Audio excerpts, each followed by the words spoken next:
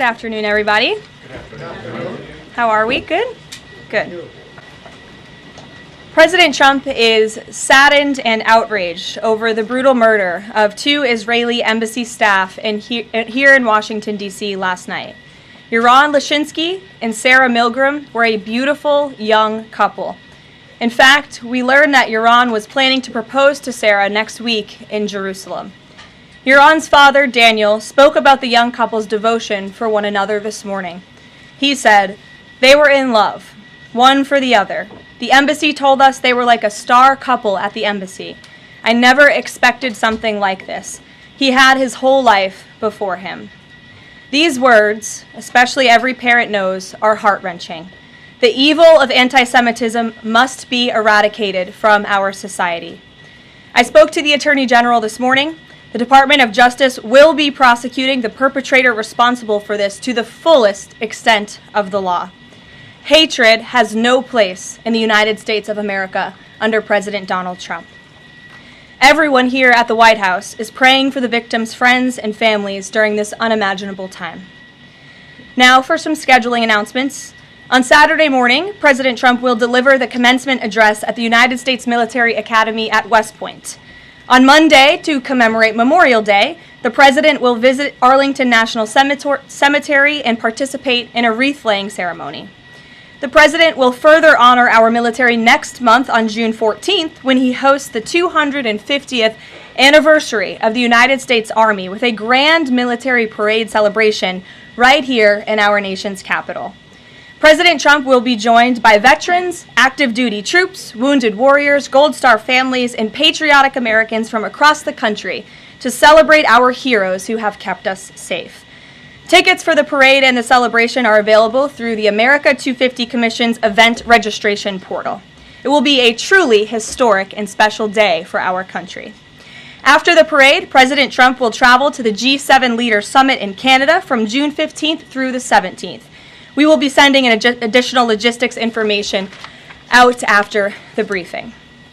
Last night, Republicans in the House passed the One Big Beautiful Bill Act, the most significant piece of legislation in years. There were a lot of good faith negotiations in the Republican conference leading up to the final passage, but as always, President Trump came in at the end to bring all sides together and get this deal done. This One Big Beautiful Bill will implement President Trump's Make America Great Again agenda by delivering the largest tax cut in American history for middle-class families, the working class, and small businesses. The One Big Beautiful Bill fulfills President Trump's promises of no tax on tips, which was applauded today by the CEO of Uber, no tax on overtime, a Made in America auto tax break, Trump savings accounts for newborn babies, and substantial tax cuts for our amazing seniors' Social Security benefits. The One Big Beautiful Bill will permanently secure the border by delivering the largest border security investment in history, funding at least 1 million annual removals of illegal aliens to carry out the largest deportation campaign ever, finishing the Trump border wall, and giving pay raises and bonuses for our incredible ICE and Border Patrol agents. The One Big Beautiful Bill protects the Medicaid program and its benefits for the most vulnerable Americans that the program was designed for, by kicking off 1.4 million illegal aliens from receiving benefits and implementing common sense work requirements for able-bodied Americans. The One Big Beautiful Bill also helps get our fiscal house in order by carrying out the largest deficit reduction in nearly 30 years with $1.6 trillion in mandatory savings. Every single Democrat in the House of Representatives who voted against all of these common sense and massively popular policies. The Democrat Party has never been more radical and out of touch with the needs of the American people. The One Big Beautiful Bill is the final missing piece toward ushering the golden age of America.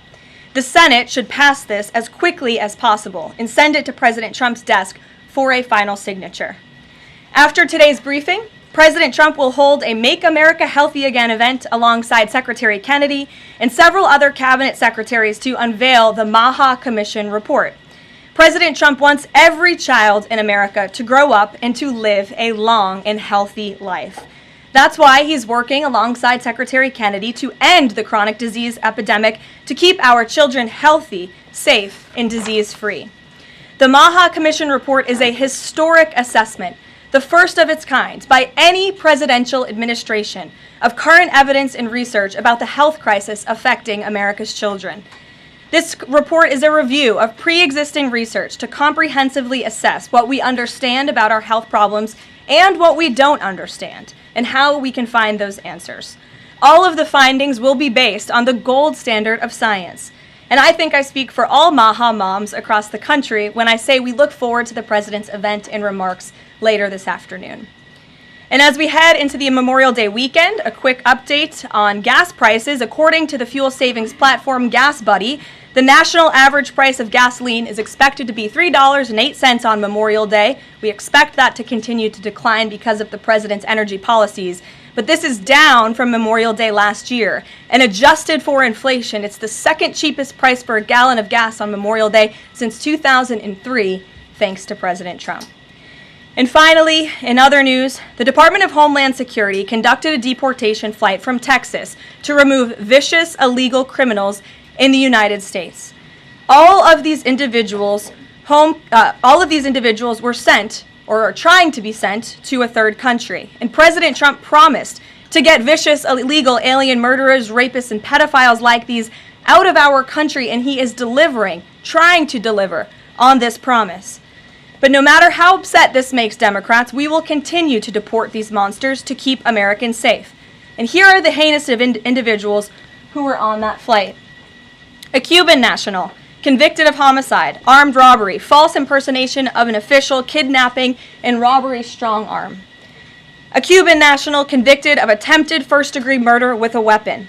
A citizen of Laos convicted of first-degree murder and robbery. A Mexican national convicted of second-degree murder. A citizen of South Sudan convicted of robbery in the possession of a firearm. A citizen of Burma convicted of lascivious acts with a child less than 12 years old. A citizen of Burma convicted of first-degree sexual assault involving a victim mentally and physically incapable of resisting. It's disgusting. And a Vietnamese national convicted of first-degree murder. Now, a liberal activist district court judge in the city of Boston, Massachusetts, is trying to force the President of the United States to bring these monsters back to our country. Judge Brian Murphy is ordering the Department of Homeland Security to give these illegal criminals 15 days to reopen their immigration cases with access to phones and attorneys. Every single one of these individuals, I will add, had final orders of removal from our country. And now Judge Murphy is forcing federal officials to remain in Djibouti for over 2 weeks, threatening our U.S. diplomatic relationships with countries around the world, and putting these agents' lives in danger by having to be with these illegal murderers, criminals, and rapists. This is completely absurd. Judge Brian Murphy is not the Secretary of State. He is not the Secretary of Defense or the Commander-in-Chief. He is a district court judge in Massachusetts. He cannot control the foreign policy or the national security of the United States of America, and to suggest otherwise is being completely absurd. According to new reporting about this judge, he's a registered Democrat in Massachusetts who during his Senate confirmation hearings failed to disclose his ties to a radical left-wing organization that claimed the word illegal to describe illegal aliens was inherently prejudicial. This massive judicial overreach by Judge Murphy is part of the same opposition our administration has faced since day one. Radical left-wing judges are egregiously trying to stop President Trump from using his core constitutional powers as head of the executive branch and commander-in-chief. These judicial activists want to unilaterally stop President Trump from deporting foreign terrorists and keeping the American people safe. Nearly 80 million Americans re-elected this president to deport illegal criminals from our homeland, and polling consistently shows that 90% of Americans want illegal alien criminals, especially those with final orders of removal from our country, who have chosen to continue to stay here illegally. Americans want these people sent home. We hope the Supreme Court will continue to rein this in as soon as possible to restore proper constitutional order in our country. We'll take some questions. And here in our new media seat today, we have Jillian Michaels. She's a renowned personal health expert. I know all of you know her. I certainly do, watching fitness videos growing up. And a media powerhouse who continues to expand her reach with her podcast, Keeping It Real. Jillian, I know you're here today for the Make America Healthy Again event. We're proud to welcome you to the White House. Thanks for being in the briefing. Why don't you go ahead? Thank you for having me. As a Maha mom yourself, how do you interpret the significance of this report in terms of delivering measurable health improvements for Americans and their kids, and what specific actions does the administration plan to take in response to it? Sure. Well, thank you for the question. And again, thank you very much for being here. I would like to emphasize, we held a call earlier today with Secretary Kennedy, Secretary Rollins, Administrator Zeldin, and other officials at Health and Human Services to talk about the gravity of this report. When the president took office, he promised to make this country healthy again. And the president signed an executive order directing this commission. And now, less than 100 days later, the commission is delivering this report. It's another promise made and another promise kept. And the report identifies 4 major factors that are contributing to the rise in childhood chronic disease. Again, this is the first time the federal government has really recognized in a single report that we have a problem in our country. Our children are getting sicker, not healthier. This is not just a crisis, a health crisis, but it poses national security implications as well. And this administration is focused on ensuring we understand why.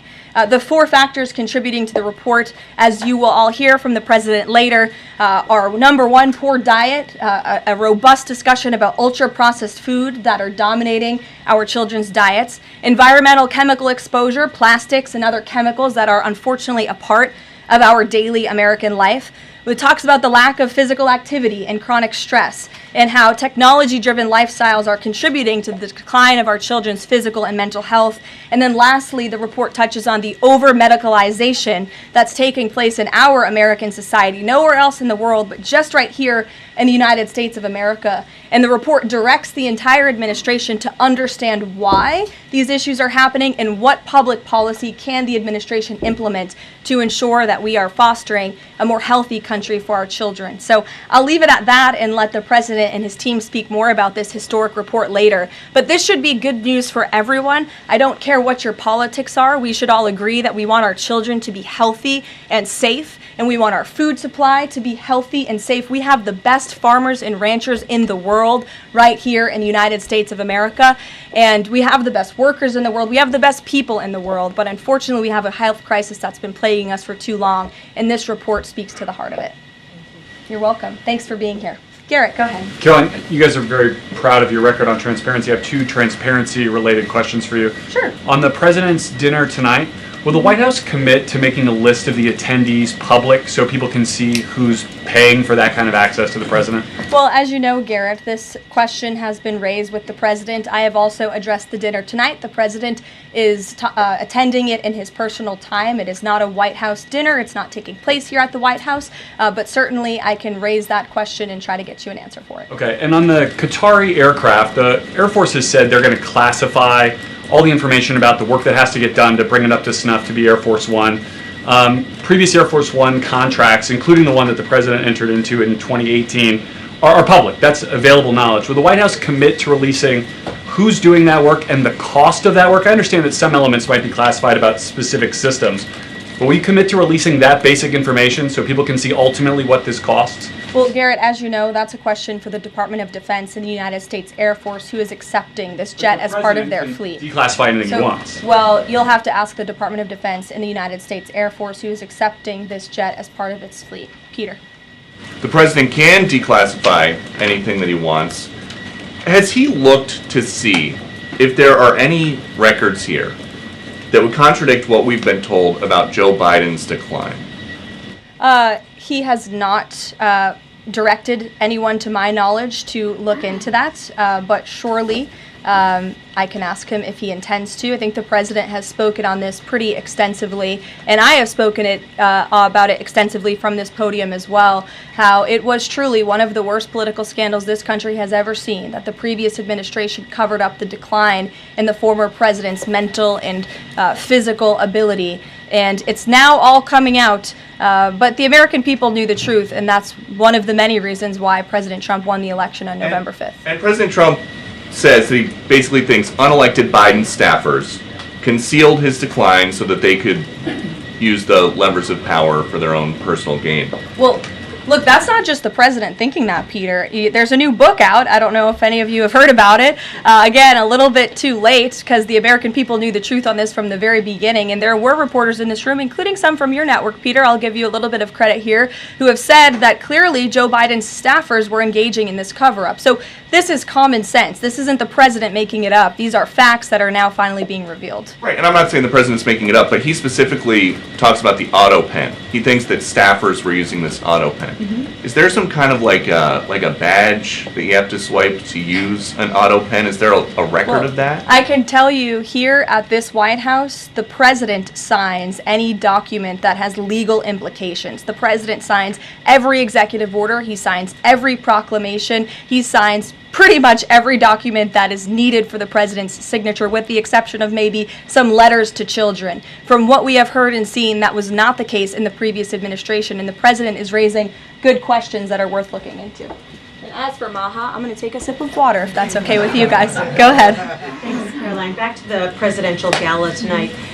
Did anyone in the White House or in the White House counsel's office advise the president against holding this sweepstakes, whereby people who spent the most money on his Trump coin would then have access to the president at this dinner? Again, the president has been asked about this. He has addressed this. I have also stated previously from this podium that the president is abiding by all conflict of interest laws that are applicable to the president.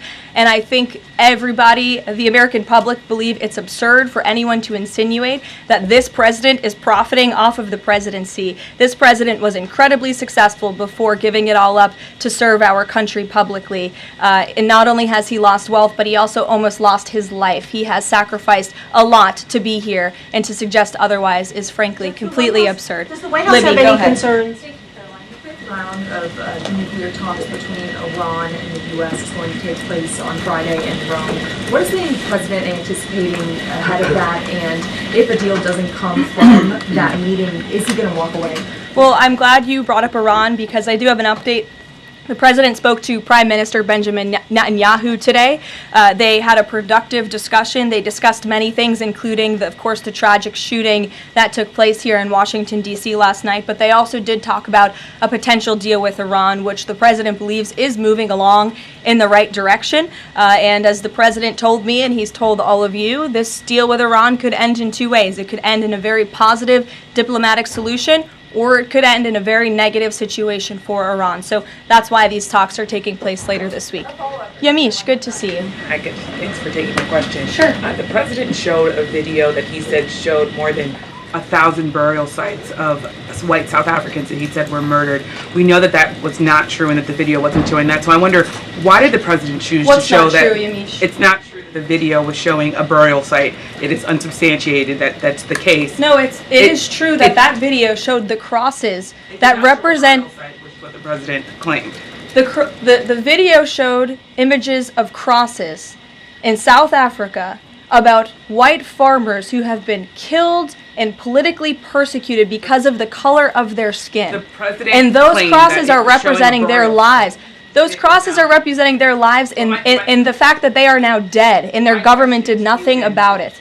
Are you disputing that there's no... I'm disputing the fact that the video showed what the president claimed it showed, because it did not show that. But even more, what I'm asking you is who at the No, it White did House... show that. It showed white crosses representing people who have perished because of racial persecution. Verifies the videos that the president shows, and what protocols are in place when there's unsubstantiated information being put out for the world and world leaders to Yamish, show? what's unsubstantiated about the video?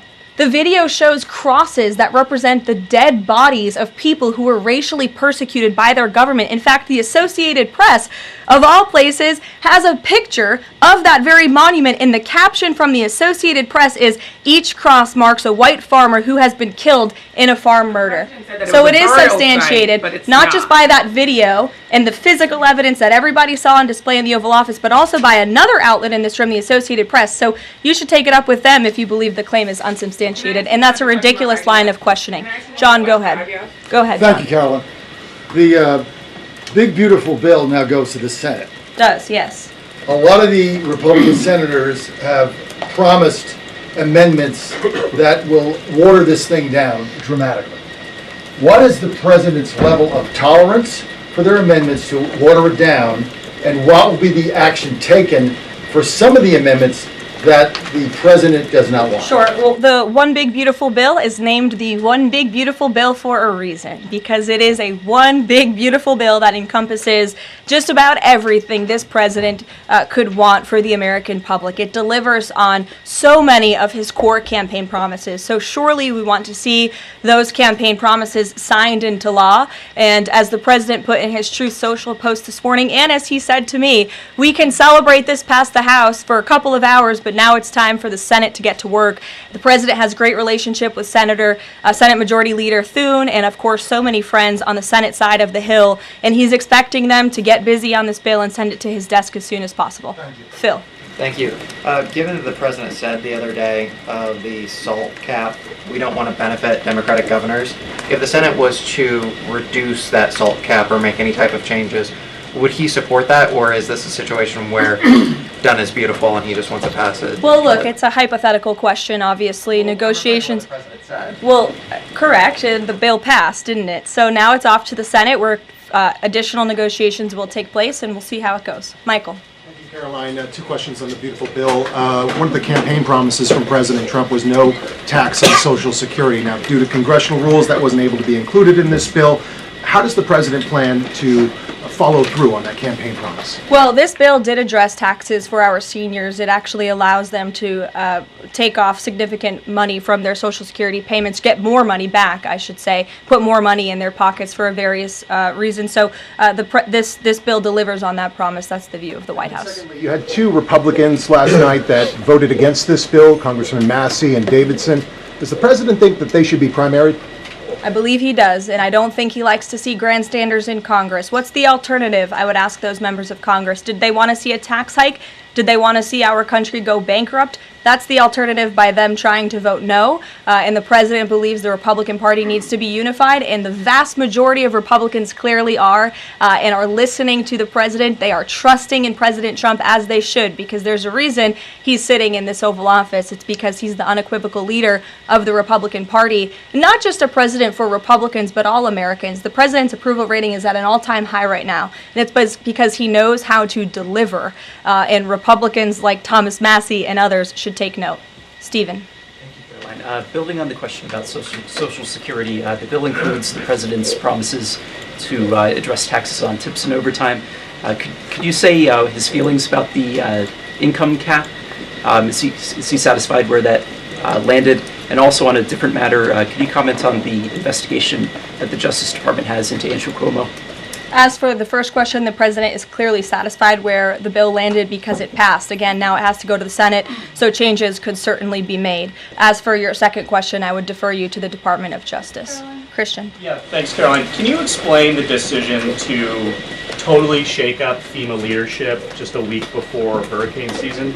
You'd have to ask the Department of Homeland Security in terms of leadership, but certainly the administration, and I know the National Security Council here at the White House is monitoring storms and natural disasters that are happening across the country at all times. We're briefed on those, the administration is briefed on those, and Secretary Noem is leading that effort for sure. Switching gears, Caroline. Yeah, just following up on Warren Davidson, I wanted to read you his quote that he posted online. While I love many things in the bill, promising someone else will cut spending in the future does not cut spending. Deficits do matter, and this bill grows them. Why should that get a Republican primary? This bill saves $1.6 trillion for the American taxpayer.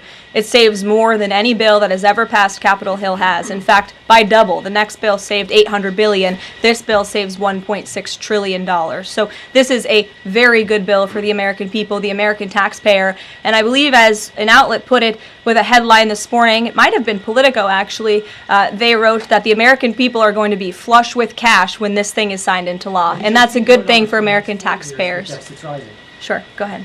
Caroline, what is the president doing to win Senate passage by July 4th? And does that include work to eliminate carried interest and make business tax cuts permanent? Where is he on those issues? Well, look, this bill literally just passed the House of Representatives, so now our team is suiting up for discussions with the Senate side of Capitol Hill. The president, again, said this morning he hopes to see this bill at his desk as soon as possible, and he'll be engaged in the process to get it through the Senate, just like he was to get it through the House of Representatives. What kind of assurances did he give the Freedom Caucus members to kind of ensure that this would get through last night was changes to Fannie Mae and Freddie Mac, part of that equation, changes administratively to Medicaid as well? Well, I was in that meeting yesterday with the president and House Freedom Caucus, and he told them how he wants to be a cheerleader for them, a cheerleader for the Republican Party, and for the country. And Republicans faced a pivotal moment yesterday. They could have voted to bankrupt the country and increase taxes by $4 trillion, or they could vote for this one big, beautiful bill which cuts taxes and saves American taxpayers money. And he put that proposition before them, and clearly they heeded the call because the bill passed last night. Sure. Karoline, so on the Or this morning, rather. Every day is going into the next. Go ahead. The Netanyahu call. Just curious, did the president raise the flow of aid into Gaza? Is he happy with where that situation is right now? Not to my knowledge, but I can certainly go back and check. And did you have any reaction to the Supreme Court's ruling about the religious charter school today, as well as Justice Coney Barrett's decision to recuse herself? We'll get you an answer on that case specifically. Sure.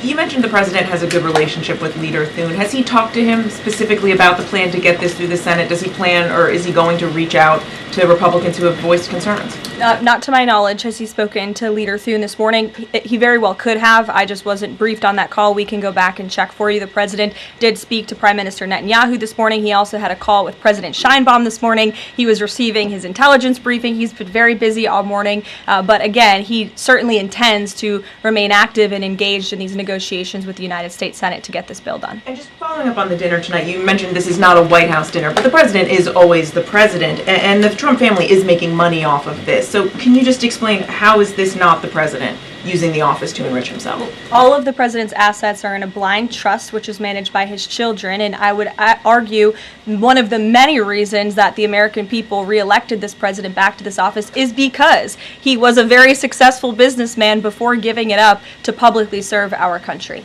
Reagan. Thanks, Caroline. Last week, the president told Brett Baer that he trusts his people, but thinks that the official narrative on his assassination attempts are, quote, a little bit odd. FBI Deputy Director Dan Bongino said days later that there's no conspiracy to find, and as he put it, quote, the there that you're looking for is not there. My question is the president personally satisfied with the investigations into the attempts on his life?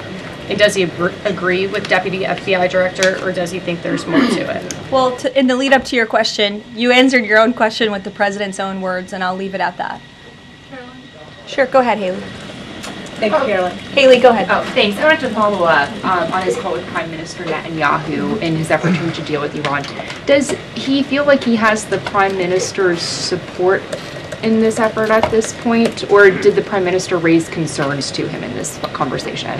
I won't get further into the private discussion between the president and the prime minister, but surely they have a good relationship, one that's built on transparency and trust. And the president has made it very clear to not just Prime Minister Netanyahu, but also the world, that he wants to see a deal with Iran struck if one can be struck. He does not want to have to take the latter option, the more severe and negative option. He wants to see a deal. The president is a deal maker, and he believes strongly in diplomacy, and he's made that clear to the prime minister, but also to all of you and, frankly, the rest of the world. Mary. Thank you, Caroline. Two questions, one on the terror attack last night and then another on the big, beautiful bill. Do you or President Trump have a message to politicians like Ilhan Omar, who only this morning explicitly avoided condemning this act of terror? It's despicable. And frankly, we have seen a rise in anti-Semitic protests, of pro-Hamas protests, of terrorist sympathizers. We saw them on our college campuses, and we've seen the Democrat Party turn a blind eye and in some cases actually embrace such anti-Semitic illegal behavior. And that's why this administration has done more than any administration in history to crack down on anti-Semitism. As you know, in January, when the president took office, he signed a new executive order to combat anti-Semitism. He created a commission focused on doing just that. The Justice Department announced their task force as well. The Secretary of State, Marco Rubio, has revoked thousands of student visas from campuses where these pro-Hamas terrorist campus agitators and violent protests took place. And we've also withheld funding from those very campuses as well in an effort to combat anti-Semitism. So the president's made it very clear that such hatred will have no place in our country. Thank you. And then on the big, beautiful bill, I know there's a provision that the House included that defunds Planned Parenthood, not only because of the fact that it's the nation's largest abortion provider, but also because it's, I think, the biggest distributor of transgender hormones right now, even to minors, according to Live Action. So is the president committed to making sure that provision stays in the Senate? The president has maintained a very clear commitment to ensuring that this administration and the American people's tax dollars are not funding any institution. That includes hospital systems that are funding the chemical castration and mutilation of children. We're not going to tolerate taxpayer dollars going to such efforts. Sure. Thanks, Caroline. You mentioned at the top of the briefing that the migrants were to be sent to a third country. I was just wondering, could you share any more on, which countries the administration has struck these agreements with, and what that agreement with South Sudan specifically looks like? Well, first of all, I won't litigate foreign policy from the podium, but what I will reiterate is the absurdity of this ruling from a district court judge in Boston who is just creating new immigration laws out of thin air. This administration, let me be very clear, because there have been a lot of fake headlines about this deportation flight over the last 2 days. This administration has complied with all court orders. And the individuals whose names I just revealed and whose criminal histories I just spoke of that are on this flight, every single one of them had a final order of removal from our country. In fact, one of these violent illegal criminals had a final order of removal given to him in 1999. It's 2 years after I was born. This individual, this criminal, has been living in our country for an entire generation. And now we have a district court judge who is trying to tell the president and the Secretary of State and the Secretary of Homeland Security that an illegal criminal murderer who's been hiding in the shadows in our country for nearly 30 years cannot be deported from United States soil. That not only is undermining our entire immigration system, but it is also undermining our diplomatic negotiations with countries around the world. How are countries on this earth supposed to trust the United States government and these good faith diplomatic negotiations when these countries accept these repatriation flights? How are they supposed to trust us if we have radical district court judges who are going to say, no, you can't do that? And now these illegal criminal murderers and rapists have to sit in Djibouti with our ICE agents who now have to sit there for more than 2 weeks without the proper resources. This judge is not only undermining our immigration system, undermining our foreign policy and our national security, but this judge is undermining the safety of the ICE agents who are putting their lives on the line to remove this list of illegal criminal terrorists. It's truly despicable what's happening in our court system, and the president and this administration hope that the Supreme Court will do what it needs to do to rein in these liberal activist judges. And the Supreme Court has already said it is well within the president's purview to dictate foreign policy, and a radical district court judge should not be getting in the way of that. We'll see you all later at the Maha event. Thank you. Thanks, Caroline.